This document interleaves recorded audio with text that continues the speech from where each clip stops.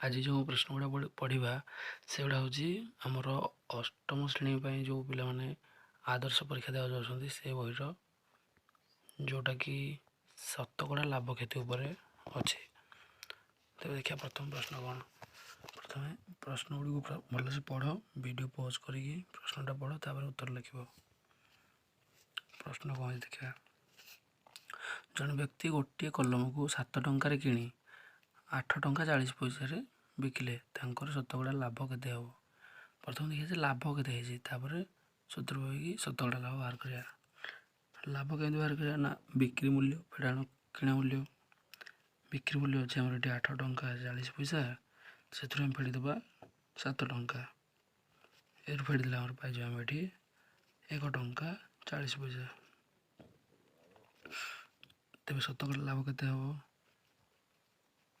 शतकड़ा लाभ हे जे लाभ बाई क्रय मूल्य गुणन 100। तो लाभ के पाइले ना 1.40 टंका बाई क्रय मूल्य हो 7 टंका इंटू 100। तो गुणीदेवा गुणिया पूर्व देखा जे 1/1.40 या आम भग्नाश परिणत करा पड़ो। दशमिक भग्नाश करा पड़ो। ताले हम करा पड़ो 140 बाई 100 इंटू 7 टंकाटा ये हरण उल्टी गुणन हो 1/7 इंटू 100। तो 100 कैनसल हो गला। ये बोला 7 दुगुणे 14 मान 20 आमर 20 ताले 20 शतकड़ा आमर लाभ है। अतएव लाभ हो 20 शतकड़ा। प्रश्न हो ये ट्रिकी क्वेश्चन अच्छे देखा। गोटे रेडियो 7% क्षति बिक्री करागला 9% लाभ बिक्री करथिले 64 टंका अधिक मिलता। रेडियोर क्रय मूल्यटा केते। तेबे आमर ताले जो 7% क्षति और 9% लाभ ता भीतर डिस्टेंस होउछि आमर 64 टंका। ताले मनकर 7% क्षति बिकी। तेज जदि क्रय मूल्य आमर 100 हेबो ताले 7% क्षति 7% क्षति टाइम आमर हम 93 टंका। और जदि आमर क्रय मूल्य 100 हो लाभ जदि आमर कराइए केते आमर हम। लाभ जदि आमर कराइए 9 शतकड़ा ताले आमको ये 109 टंका बिका पड़ो। तेज भर डिस्टेंस के रोचे डिस्टेंस रोचे बड़ संख्या सारे फेड़ीदे 109 रु 93 गले हो 16। ताले 16 डिस्टेंस रोचे ताले जानले जे 16% होचे एठारे आमर जो 64 टंका। ताले 16% equals to 64 rupees. 1% equal to 64 by 16। 100% is equal to 64 by 16 into 100। तो 16 बाई 64 होची 16 के 16 16 64 ताले 4 गुणन 100 होची 400 ताले टंका। ताले हमर 400 टंका किणा हेतिला 100% होची 100 किणा मूल्य ताले 400 टंका किणा होची बिक्री मूल्य जहाँ बाहर से अनुसार आमर ये क्वेश्चन पड़ी रेडियो क्रय मूल्य देला। तो क्रय मूल्य बाहर 400 टंका। यह टे सहज प्रश्न अटे। तो देखिले आम आंसर डायरेक्ट करदे पारिबा। तो लिखा गोटे जिनसर किणा दाम ठारू 10 टंका अधिक बिकिले 20 शतकड़ा लाभ हुए जिनसर क्रय मूल्य केते। तो 20 शतकड़ा लाभ मान हो 10 टंका। तो 20 शतकड़ा यदि लाभ 10 टंका हो 20 शतकड़ा लाभ हो 10 टंका 1 शतकड़ा लाभ हो 10 बाई 20 10 बाई 20 काटिदेले हो 1 बाई 2 टंका। तो आमर जदि 100% देखा तो 1 बाई 2 इंटू 100 करदेले आमर 50। तो 50 बड़ा आमर उत्तर। तो परवर्ती प्रश्न 20टी कमला को जो दर में किणागला 25टी कमला को सही दर में बिकागला तेरे शतकड़ा लाभ व क्षति केते। तो 20टा कमला को ଯେତିକିରେ କିଣିଛି ସେ 25 ଟଙ୍କା କମଳାକୁ ସେତିକିରେ ବି ବିକୁଛି, ମାନେ ତାର ନିଶ୍ଚୟ ଟିକେ କ୍ଷତି ହେଉଥିବ। ତ ସେ କ୍ଷତି ହେଉ କି ଲାଭ ହେଉ, ଆମେ ଦେଖିବା ଗୋଟିଏ କମଳାରେ ଆମର କେତେ ଟଙ୍କା ପଡ଼ୁଛି। ଆମ 20ଟି କମଳାକୁ 20ଟି କମଳାକୁ ମନେକର ଆମେ ନେଇଯିବା, ମନେକର ସେ 100 ଟଙ୍କା ଦେଇ କିଣିଛି, 100 ଟଙ୍କା। ଏବେ 1ଟି କମଳାକୁ କେତେ ଦେଇଥିବ ସେ 1ଟି କମଳାକୁ 100/20, ତ ଏଠି କାଟିଦେଲେ ଆମର ହେବ 5 ଟଙ୍କା। 5 ଟଙ୍କାରେ କିଣିଛି, ତାହେଲେ ଆମେ ବିକୁଛି କେତେରେ, ମନେକର ସେଇ ସେମ୍ରେ ବିକୁଛି, ମାନେ 100 ଟଙ୍କାରେ କିଣିଛି ମାନେ 100 ଟଙ୍କାରେ ବିକୁଛି। 25ଟାକୁ 100 ଟଙ୍କା, ତେବେ 1ଟିକୁ କେତେ ଟଙ୍କାରେ ବିକୁଥିବ ସେ 100/25, କାଟିଦେଲେ ହେଉଛି 4 ଟଙ୍କାରେ ବିକୁଛି। ତେବେ 20ଟି କମଳା ଯେଉଁ କିଣିଲା, 20ଟି ଏଇ କମଳାର ଦାମ କେତେ ଟଙ୍କା ଗୋଟାକ, ତାହେଲେ ଡିଫରେନ୍ସ କେତେ ରହୁଛି ଏଥିରେ। ତେବେ ଦେଖିବା ଏଠି କିଣା ମୂଲ୍ୟ ଆମର ଯଦି ଗୋଟେକୁ କିଣା ମୂଲ୍ୟ 5 ଟଙ୍କା ବେଳେ ବିକ୍ରି ମୂଲ୍ୟ ହେଉଛି 4 ଟଙ୍କା, ତେବେ ଏଠି ଆମର କ୍ଷତି ହେଉଛି ଟଙ୍କାଟେ। ତାହେଲେ ଆମର ଲାଭ ସୂତ୍ର କ'ଣ, ଶତକଡ଼ା ଲାଭ କ୍ଷତି ସୂତ୍ର, ଶତକଡ଼ା କ୍ଷତି ସମାନ ହେଉଛି କ୍ଷତି ବାଇ କ୍ରୟ ମୂଲ୍ୟ ହେବ ଇଣ୍ଟୁ 100।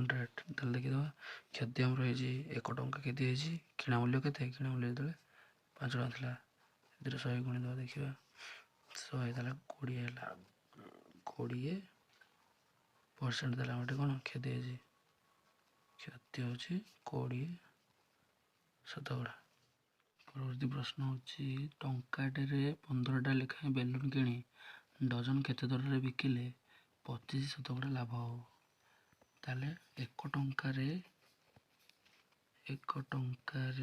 କିଣିଛି 15ଟି ବେଲୁନ୍, ତେବେ ଗୋଟାକ ବେଲୁନ୍, 1ଟି ବେଲୁନ୍ କେତେ, ବେଲୁନ୍ ହେଉଛି 1ଟି ବେଲୁନ୍ 1 ଟଙ୍କା ତ ଆମର 100 ପଇସା, 100 ପଇସା ତାହେଲେ 15ଟା କିଣିଛି, ଗୋଟାକ ହେଉଛି 100 ପଇସା ହରଣ 15, ମାନେ ଯେତିକି ପଇସା ହେବ ଏତିକି ପଇସା।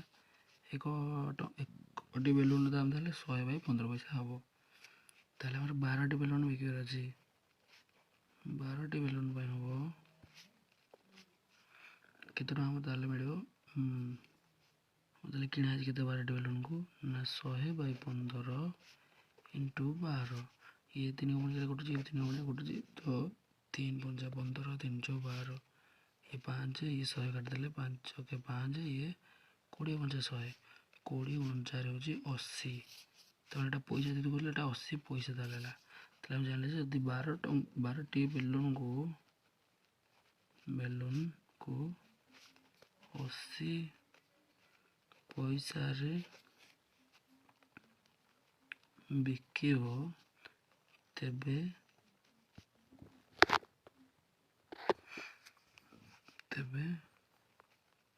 କ୍ରୟ ମୂଲ୍ୟ ସହ ସମାନ। ତେବେ ଯଦି କ୍ରୟ ମୂଲ୍ୟ ସହିତ ସମାନ ହେଉଛି, ତେବେ କ୍ରୟ ମୂଲ୍ୟ ମାନେ 100% ହେଲା, ମାନେ 100 ଟଙ୍କା ଯଦି ହେଲା, ତାହେଲେ ଆମର ବିକିବାର ଅଛି 25% ଲାଭ କରିକି, ତାମାନେ 125% ବିକିବାର ଅଛି। ତାହେଲେ 125% ପାଇଁ ତାହେଲେ କ'ଣ କରିବାକୁ ପଡ଼ିବ ଆମକୁ ନା ଆମର କେତେ ହେଲା ନା 80 ପଇସା କରିବା ନା 125% ଟିକେ ଗୁଣନ କରିଦେବା। 125% ଗୁଣନ କଲେ ଗୋଟେ ଶୂନ କଟିଗଲା, ଇଏ 2 କୁ ପୁଣିକାର ଅଛି 4 2 × 8, 5, 25 5 କାଟିଦେବା, 125 25 5 କେ 5, ଏଇଟା ହେଉଛି 5 2 × 10, 5 5 25, ତାହେଲେ 125 ଗୁଣିଲେ 25 ଚଉ 100 ପଇସା, ତାହେଲେ 100 ପଇସା ବା 1 ଟଙ୍କାରେ ତାହେଲେ ଆମେ ବିକିବା। ତାହେଲେ କ୍ରୟ ମୂଲ୍ୟ ଆମର ହେବ ଏଠି 80 କ୍ରୟ ମୂଲ୍ୟ, ଆଉ ବିକ୍ରୟ ମୂଲ୍ୟ ହେବ କେତେ 1 ଟଙ୍କା। ତ ଆମର ଏଠି ପଚାରିଛି କେତେ ଟଙ୍କାରେ ବିକିବା ଦରକାର ଅଛି, ତେଣୁକରି ଆମର ଆନ୍ସର୍ ହେବ ଏଠି 1 ଟଙ୍କାରେ ଆମେ ବିକିଲେ ଆମେ ତାହେଲେ 25% ଲାଭ ପାଇବା। Last but not the list, ତ ଆମେ ଦେଖିବା ଏଠି ଗୋଟିଏ ଗାଈକୁ 3600 ଟଙ୍କାରେ ବିକ୍ରୟ କଲେ 10% କ୍ଷତି ହେଉଛି, ତେବେ କ୍ରୟ ମୂଲ୍ୟ କେତେ ଦେଇଛି? ତ ଆଚ୍ଛା ଆମେ ଦେଖିବା 10% କ୍ଷତି ମାନେ 100 ଟଙ୍କାରେ ଯଦି ଆମେ କିଣିଥିବା ତାହେଲେ 90 ଟଙ୍କାରେ ବିକିଲେ 10% କ୍ଷତି ହେବ। ତାହେଲେ କ୍ରୟ ମୂଲ୍ୟ 100 ବେଳେ ବିକ୍ରୟ ମୂଲ୍ୟ ଦେବ କେତେ? 90 ଟଙ୍କା। ତେବେ ଏଠି ଆମର ବିକ୍ରୟ ମୂଲ୍ୟ ଦେଇଛି, ବିକ୍ରୟ ମୂଲ୍ୟ 3,600 ଟଙ୍କା। ତେବେ 90 ଟଙ୍କା ଯଦି 90% ତାହେଲେ 90%କୁ ଏଠି ଆମେ ନେଇଯିବା 3,600 ଟଙ୍କା। ତେବେ 1%କୁ ହେଇଯିବ 3,600 ଟଙ୍କା ବାଇ 90। ତେବେ ଆମର କ୍ରୟ ମୂଲ୍ୟ ପାଇଁ କ'ଣ କରିବା ନା 100 ଗଣିଦେବା। ଆମର କ୍ରୟ ମୂଲ୍ୟ 100 ଥାଏ ନା, 100% ହେଇଯିବ ଆମର ଏଠି 3,600 ବାଇ 90 ଇଣ୍ଟୁ 100। ତ ଗୋଟେ ଶୂନ କଟିଗଲା। 9 ହେଉଛି 9 ଚଉ 36, ତାମାନେ ହେଉଛି 400 ଗୁଣନ 10, 400 ଗୁଣନ 10 ହେଉଛି 4,000 ଟଙ୍କା। କିନ୍ତୁ କିମ୍ବା ଆମେ ଏହା ବଦଳରେ ଅନ୍ୟ ଏକ ସୂତ୍ର ଅଛି, ସୂତ୍ର ପ୍ରୟୋଗ ମଧ୍ୟ କରିପାରିବା। ସୂତ୍ରଟି ଅଛି କ୍ରୟ ମୂଲ୍ୟ ସମାନ 100 ଇଣ୍ଟୁ ବିକ୍ରୟ ମୂଲ୍ୟ ବାଇ 100 ମାଇନସ୍ ଯେଉଁ କ୍ଷତି ବା ଲାଭ ଯାହା ବି ଥିବ ତାର କେତେ ଶତକଡ଼ା କେତେ ଲାଭ ହେଇଛି। ତ ଶତକଡ଼ା କ୍ଷତି ବେଳେ ଏମିତି ଲେଖାଯାଏ। ତ ଏଇଟା ଆମର ସୂତ୍ର, এই ସୂତ୍ର ପ୍ରୟୋଗ କରି ଆମେ ଲେଖିପାରିବା। Okay, thank you.